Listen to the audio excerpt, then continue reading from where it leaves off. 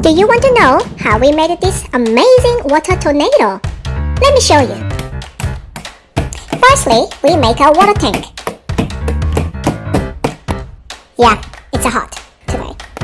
Woo! Oh. Now we fill up the water.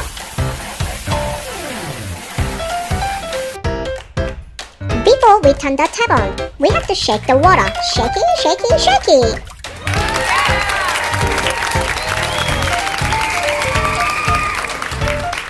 Go!